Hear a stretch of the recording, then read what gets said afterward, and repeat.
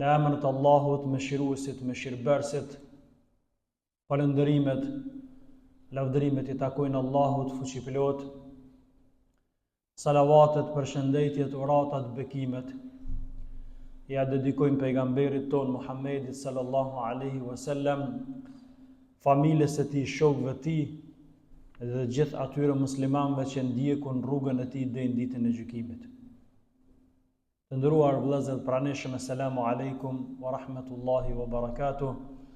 Paqja, shpëtimi dhe falja e Zotit qoftë mbi ju. Me lejen e Zotit sot do të vazhdojmë ato që kemi mbet me trajtimin e dy çështjeve shumë të rëndësishme, dy veçorive të besimtarit musliman. E para nga ato që unë sot do ta përmendi është se besimtari është i kënaqur me atë që Allahu ka caktuar për të. Pra, të qenurit i kënaqur me caktimin e Allahut është prej shenjave të besimtarit. Besimtari është ai që kur kujton të mirat e Allahut, nuk rresh se falëndëruari, ndërsa është i kënaqur me çfarëdo që Allahu ta ketë shkruar për të, e këndshme qoftë aja, apo qoftë e pakëndshme, çfarë do qoftë, pra besimtari në të dy gjendjet është i kënaqur me caktimin e Allahut. Besimtari është i kënaqur pra me caktimin e Allahut dhe me vendimet e Zotit. Ai e bën këtë nga besimi i fuqishëm që e ka në Allah dhe vazhdimisht është i bindur se gjithçka që ndodh në këtë kozmos ndodh me vullnetin, ndodh me lejen e Allahut xhaleshanu. Ai e din se, pra besimtari e din që Allahu nuk ka caktuar apo vendosur diçka që i bën njerëzit të vuajnë dhe të mundohen, sepse besimtari është plotësisht i vetëdijshëm se mëshira e Allahut është mbi çdo gjë. Wasi'at rahmeti kull shay.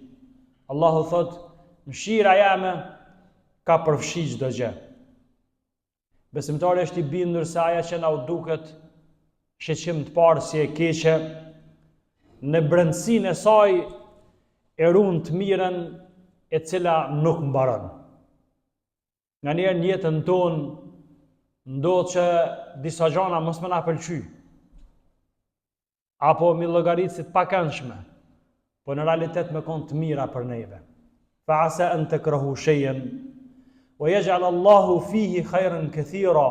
Thot Allahu në Kur'an, ndodh që disa gjëra ju urrejni, por Allahu në to të ketë vendosur hajër dhe mirësi të mëdha.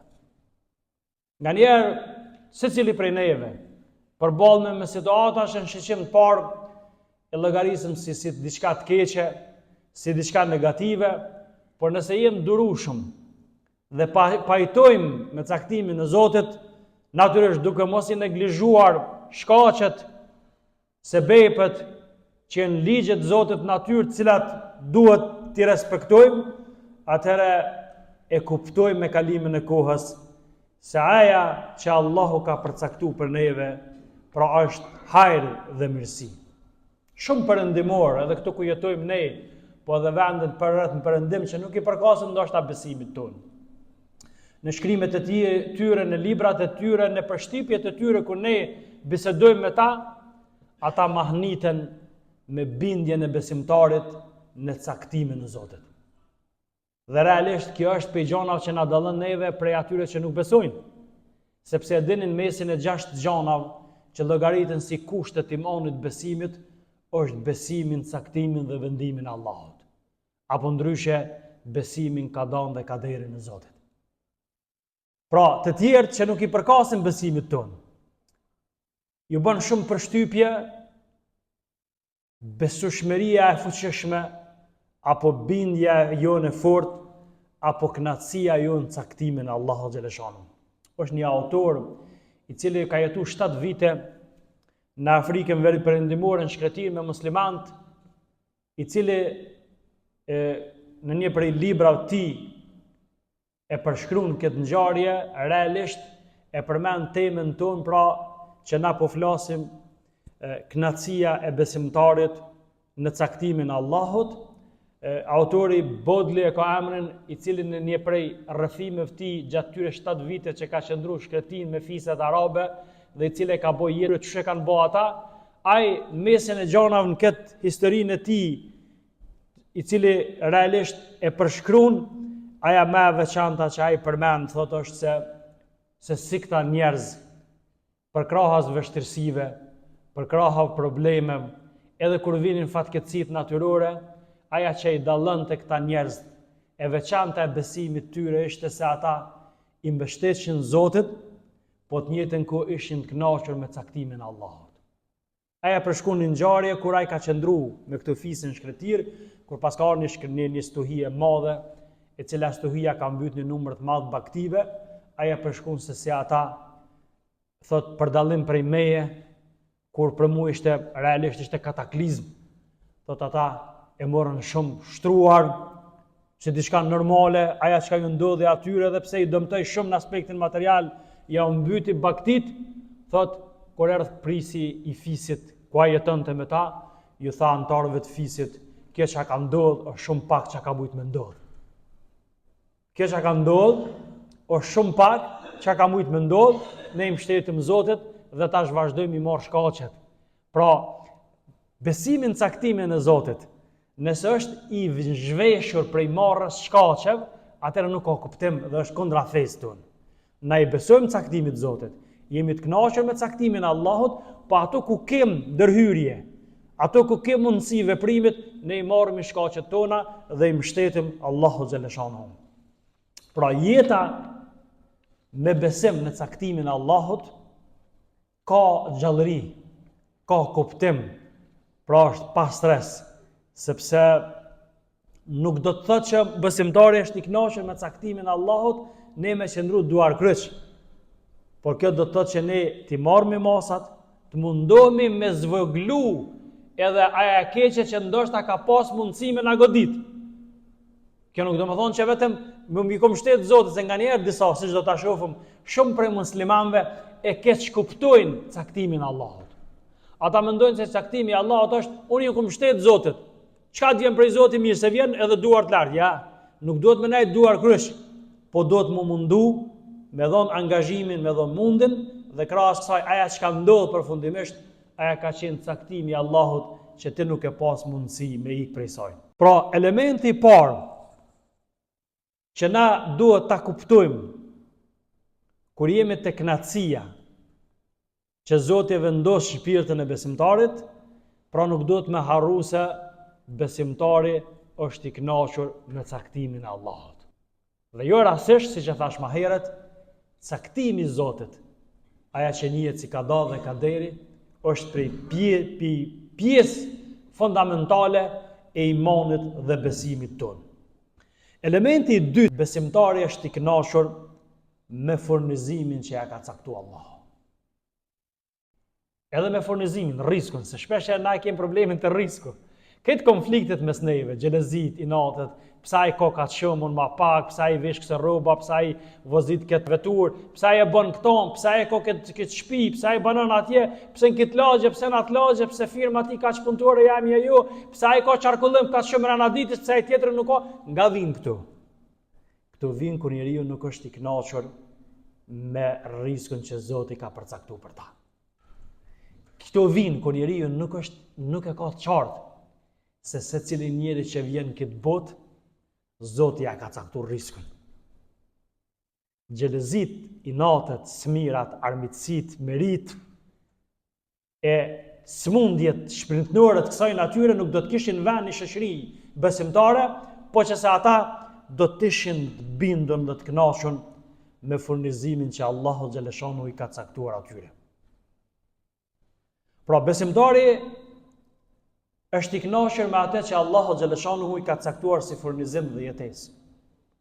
Ai është i kënaqur sepse si besimtar beson fort të drejtësia dhe mirësia e Allahut, të urtësia dhe mëshira e Tij. Ai e di mirë se dhuntit e Zotit begatit në metët e Zotit, birobrit e tij e kanë një domethënie jashtëzakonisht madhështore.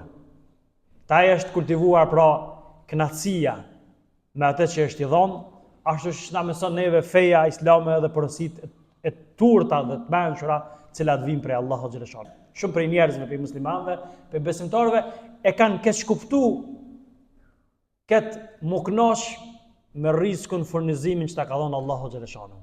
Dhe janë ndalë, kanë pranuar të paktën, kanë pranuar atë më të voglën, kanë pranuar atë më të ultën, dhe sikur i farforme janë ndërzu, këtë e ka caktuar Zoti. Zoti e ka caktuar me konën i varfën, edhe vazhdojnë me konat gjendje. Zoti e ka caktuar me shtri dorën me lyp, edhe vazhdojnë atë gjendje. Kjo absolutisht nuk ka të bëjë me atë që muslimani është i kënaqur me rrezikun që ja ka caktuar Allahu xhaleshano. Pra, feja neve në nxit që jeta është mundem, do të më mundu, do të më angazhu, dhe Islami nuk e pranon neglizhencën në kërkim të smirës. Pra, muslimani nuk do të me pranu gjendjen e mjerushme, me arsyetimin se kjo është rreziku që Zoti ka caktuar atij.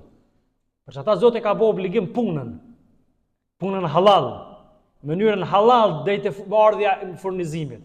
Dhe Zoti ka lavdruar shumë pejgamberi edhe praktikisht kur e ka kap dorën e një personi i cili ka qenë dorë vrasht si rezultat i punës fizike që ka bën, e ka ngrit dorën e tij, u ka kallëzuar xhamatit, komunitetit, ka thonë këtë dorë do Zoti.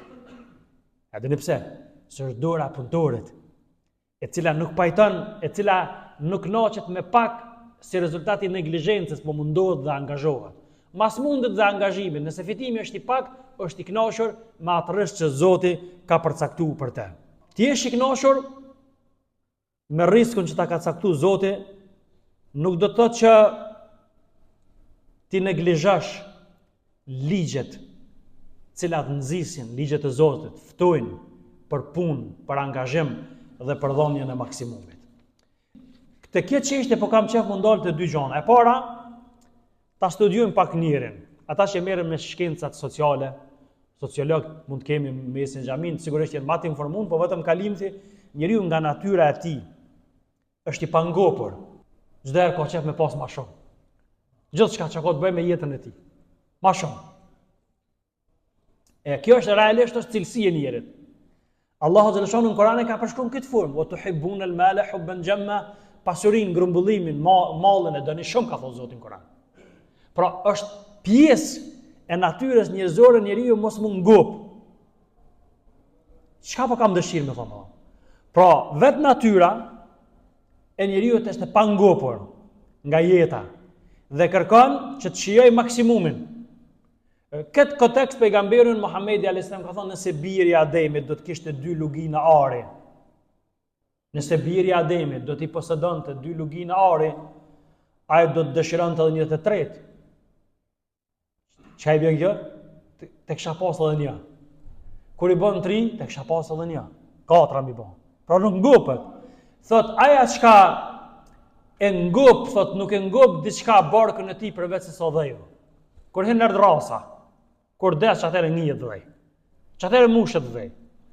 E kuptuat? Po për vetë natyrës, prandaj feja islame me do mos ka ardhur që me orientu njeriu për me rujt balancin mes dëshirës për të pasur dhe mënyrës se si duhet për ta kërkuar. Mos harroni këtë, rregull ardh. Pra feja ka ardhur që njeriu me rujt balancin mes dëshirës për të pasur, feja nuk ka kundra kësaj dëshirës njeriu. Por balanci mes dëshirës për të pasur dhe mënyrës si duhet me kërku. Dhe shohim që Zoti ka lejuar që njeriu me shtu rrezikun, me shtu furnizimin, me shtu pasuninë e tij nëpërmjet punës halal, nëpërmjet angazhimit halal, nëpërmjet rrugëve legjitime. Sepse pejgamberi jon Muhamedi alayhis salam e ka një hadith jashtëzakonisht fuqishëm ku i është drejtuar njerëzve, ka thonë, ju njerëz, keni frikë Zotin dhe kërkoni jetesën në mënyrën më të bukur. Ç'është me kërku jetesën në mënyrën më të bukur? Sipas halalit. Sipas asaj që Zoti është thotë dhe dinë që asnjë qenie gjallë, asnjë qenie gjallë, jo vetëm njëri, pas kasht, as shpest, as gjallësa të tjera, nuk do ta ndal frymën pa e marrë plot atë që është caktuar. Dhe nëse aja i vjen me ngadalë, Mos mendon dikush që ka me dek pa plotësuar riskun këtë botë. Mundet me marr riskun disave vjen më ngadalë. Amo pa plotësuar riskun njeriu nuk del pikë kësaj bote. Me një fjalë, çka u shkru me hangër, çka u shkru me pi, edhe atë ajrin që na e nohatim, e thithëm, e morëm oksigjenin dhe e lirojmë dioksidin e karbonit, procesi frymarrjes, e dini? Edhe aja është sasi e caktuar nga ana e Zotit. Pastaj thot pejgamberi, keni frikë Allahun dhe kërkoni jetesën si të jetë më bukur, merrni pra ata që është lejuar dhe heqni dorë prej asaj që Zoti ja u ka ndaluar. Merrni ato që është leju, lënë atë që Allahu xhaleshanuhu ja u ka ndaluar. Kjo është elementi i parë. Pra njeriu nga natyra e tij njerëzore është i pangopur. Feja nuk ka ardhur mja shujt njeriu të ketë cilësi, po ka ardhur mja eduku njerin. Që me rujt balancin mes kuj, mes kësaj dëshire, që njeriu ka qef me pas ma shumë, dhe mënyrës se si duhet me ardhë deri te përfitimi. Çështja e dytë, Allahu xhaleshanuhu njeriu e ka lidh, e ka ftu mu lidh me diçka që është e pambarem, e amshushme. Mësimet e fesë kanë ardhur që njeriu mu lidh me ahiretin, mu lidh me Allahun, mu lidh me botën tjetër, sepse aty janë gjëra të pavdekshme, aty janë gjithmonshme.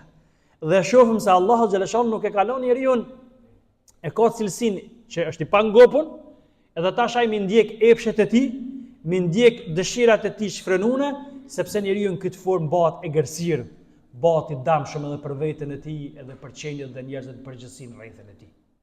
Sot kur njerëzit ju mungon feja, ju mungon shpirti, ju mungon besimi, fillojnë luftra, fillojnë trazira, fillojnë gjana të kësaj natyre që për shkak kur e sheh rezultati përfundimtar është që unë me posedu më shumë, unë me qenë aspektin ekonomik më i fortë, unë me pas më shumë se sa tjerët, ose me privu dikan prej të mirave që Zoti ja ka dhënë ose i ka kriju një copë gjeografike ku do të bëhet qoftë ajo. E kuptum? Realisht edhe kur e shiqon edhe luftrat pse ndodhin, që sot fatkeqësisht janë shtu, Zoti na rujt nga të këqijat. Vjen si rezultat që njeriu i pangopur ka mbet pa fe, dhe tani kur është pa fe dhe epshet e dërigjojnë, atëherë njeriu është në gjendje gjithçka dhe botën me sakrifiku për epshet dhe dëshirat e tij me realizu. Pra, elementi i dytë Zoti do neve me na lidh me ahiretin, me botën tjetër, me Allahun, me amshushmërinë, me xhenetin e Zotit, me gjëra të cilat nuk përfundojnë. Pse? Sepse Allahu xhaleshanuhu, sikur dën me na thonë neve, njeriu ka një rol, dhe kur njeriu e ka edhe këtë element, atëherë edhe është në gjendje me dhomë, edhe është në gjendje me sakrifiku, edhe është në gjendje me lshupe, edhe është në gjendje atij që ka nevojë me ndihmë nga ajo që Zoti e ka furnizuar. Ajeti që mas mirë na përshkruan këtë, ku Allahu në mënyrë decitive i drejtohet pejgamberit ton Muhammedit alayhis salam, thotë wala tamuddanna aynayka illa ma mata'na bihi azwajan minhum zahrat alhayat ad-dunya linaftinahum fihi wa rizqu rabbika khairun wa abqa. Zoti thot pejgamberit, mos i ngul syt në bukuritë e kësaj bote, kësaj jete, me cilën i bëm të kënaqshëm disa prej tyre. Të Zoti aludon të mosbesimtarët. Nga njerë shumë prej besimtarëve lakmojnë ai ju besimtarit çka posedon. Pa ai këtë ka çaton, edhe dunjë edhe në ahiret. Dhe Zoti po i thot pejgamberit ton Muhammedit alayhis salam, mos i ngul syt atë, mos lakmon. Çka i kemi dhënë ndoshta dikujt prej njerëzve, pi dunjaje. Pastaj Allah i thot, e për të sprovuar me të, sepse ne ja kemi dhënë ato për mi sprovu. Është edhe pasunia është sprovë. Pastaj thot, sepse shpërblimi i Zotit tënd është më i mirë dhe është më i përjetshëm. Pra në këtë ajet, sikur Zoti do më na thonë neve, shpërblimin në botën tjetër, dhurata më e mirë në botën tjetër, është xheneti, sepse ajo është nuk ka përfundim. Dhe gjithçka në këtë botë, sa do e madhe të qoftë, dhe këtë botën nëse e ki, edhe këtë botën nëse e sundon, ajo në ditë ka më përfundu. Deri deri momenti kur Zoti ka më thonë, limenil mulku l-yawm, lillahi l-wahid l-qahhar. Ku i takon sundimi sot, s'ka përgjigje, derisa Zoti përgjigjet vetë pyetjen që ai e bani thot i takon Allahut, i cili është i gjithë fuqishmi dhe mposhtësi i madh. Pastaj ajetin tjetër Allahu xhaleshanu flet për të mirat kur thot Allahu zuyina lin-nasi hubbu ash-shahawati min an-nisa'i wal-banina wal-qanatiri al-muqantarati min adh-dhahabi wal-fidda. Deri në fund ajetit thot Zoti i ka bërë Zoti si zbukurim për njerëzit me dashur, epshet, dëshirat, ju kanë bërë dashur njerëz, gratë, pasardhës, fëmijët e tyre, djemt, ari, argjendi, thesaret, bukuritë kësaj bote, mirë për përmbyllje të gjithë kësaj, thot Allah, dhalike mataul hayatid dunya. Kjo është në diçka e përkohshme, diçka kalimtare kësaj bote. Wallahu indahu husnul ma'ab. Ama përfundimi më i mirë është tek Zoti. Pra Allahu xhaleshanu prap e nxit robën, e nxit muslimanin që mu lidh me botën tjetër, mu lidh me Allahun xhaleshanu. Feja dhe besimi në përgjithësi kanë ardhur për qëllim me orientu njerëzit drejt vlera më të fisnike, rreth kuptime më përjetshme që lidhen me botën tjetër, drejt Allahut, mi lidh njerëzit me Allahun i cili është i gjallë dhe nuk vdes kurrë. Pra besimtari i vërtet e di se pasuria e vërtet nuk është ajo çfarë grumbullojmë, por pasuria më e vërtet dhe më e fuqishme është ajo që është quhet pasuria e shpirtit. Ka thënë pejgamberi Muhamedi sallallahu alaihi wasallam, pasuria nuk është paratë dhe malli. Pasuria e vërtet është vetëm pasuria e shpirtit. Pra pasuria shpirtënore, feja, besimi, veprimtaria e mirë, punët e mira, qëllimet e mira, vlerat sublime që i ka njeriu, që kjo është pasuria e shpirtit. Pasuria, parat, malli, ato shkojnë. Pra, në fund, po kam dëshirë vetëm një konkluzion, me rrumullaksu, kur tham, çka folëm sot? Elementi parë. Pra besimtari, jena të folë për besimtarin. Besimtari është i kënaqur me atë që ka caktuar Zoti, Allahu me ta, për ta. Kjo është elementi i parë. Elementi i dytë, besimtari është i kënaqur me rrezikun, furnizimin që ka caktuar Allahu për ta. Tek e para, pra besimtari është i kënaqur dhe kur i kujton të mirat e Allahut, vazhdimisht e falenderon Allahun. Është i kënaqur me çfarë do të është shkruar, qoftë e këndshme, qoftë e pakëndshme. Besimtari e din se mëshira e Allahut është mbi çdo gjë dhe aja nuk na ndahet. Nëse njeriu e sheh diçka të pakëndshme, nëse analizon brenda saj ka më pa njeriu shumë të mira që Zoti ka fshehë për ta. Nga njerë dhe sprova që ne llogarisëm si e keqe, që për që të thëna, bil qadari wa khajrihi wa sharrihi min Allahi ta'ala, me besu caktimin e Zotit qoftë mirë ose keq, prej Zotit ta vjen keq, jo. Prej Zotit vjen mirë, po na analizojna si keq, se halose këna po çako mrena. Na kemi këqyve që onën e jashtme, po na duket diçka e keqe, ama mrena është mirësia e Zotit. Siç tha Zoti, ka mundësi shumë gjona nuk ju pëlqejnë, po ato me qenë të mira për juve. Te elementi i dytë, besimtari është i kënaqur me furnizimin, rrezikun që Zoti ka caktuar për ta. Pra besimtari beson fort në drejtsinë dhe mëshirën e Allahut dhe urtësinë dhe mëshirën e Tij. Pra nëse gjendja ekonomike një besimtarit nuk është kush e di sa për të dëshiruar, ai e din se kjo është provë i Zotit, por nuk ndalet, mundohet me ndryshu gjendjen. Po pas angazhimit, kjo është prapë rezultati i mbështetjes Allahut dhe pajton me caktimin e Allahut. Urtësitë e Zotit, pra kanë një domethënie madhështore. Shumë njerëz e kanë keshkuptuar fjalën mu kënaq dhe kënaqësinë e kanë llogarit mu kënaq me asgjë, apo me një jetë me mundime, sikundër neglizhenca, kërkimin e smirës, apo edhe me keq flakjen e çdo dëshire materiale për të thurur lavde, uriz, varfriz dhe privimet, dhe i fatkeqësisht në për shumë libra teologjike islame e gjojna që shumë prej autorëve në librat e tyre sikur kanë nxit që feja fton varfëni, feja fton me kon miskin, me kon i varfër, me kon i gjor, me kon i dop ku ta diun, e që realisht këtë s'ka të bëjë kurrë me realitetin. Sepse pejgamberi alayhis salam ka thotë dora që jep është më e mirë se dora që merr. Simbolika e kësaj është që dora që punon, angazhohet, fiton dhe kontribon, është më e mirë se sa një dorë e cila duar kryq pret me pikë pe qiellit, dhe në situata të caktuara detyrohet me shtrit dorë me lyp atyre që punojnë dhe angazhohen. A kuptuat? Pra, të jesh i kënaqur nuk do të me harru se njeriu e ka natyrën, është i pangopur nga natyra e tij. Islami ka ardhur me bon balancimin mes dëshirës për të pasur dhe mënyrës së duhur për të kërkuar. Që është rregulla që nuk do të me harru, dhe në këtë kur njeriu e bën këto, atëherë arrin njeriu të ajo që quhet lumturi dhe kënaqësi. Lidhja me Zotin, gjithsesi me ahiretin, është garancia më e mirë që njeriu me kanë i kënaqur edhe me caktimin e Allahut, përgjithësi, po edhe me caktimin e Zotit sa i përket rrezikut dhe furnizimit të tij. Zoti na bëj që zemrat tona me qenë të kënaqur me kaderin, caktimin e Allahut. Zoti na bëj që me kanë të kënaqur me furnizimin dhe rrezikun që Zoti ka përcaktuar për neve në këtë botë, por mos harroni se nuk është rrezik vetëm ushqimi dhe pija.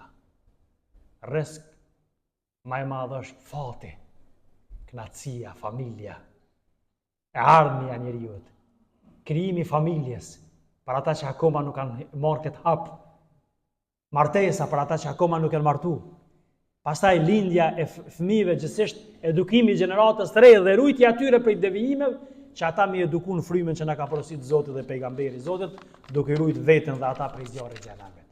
Walhamdulillahi rabbil alamin.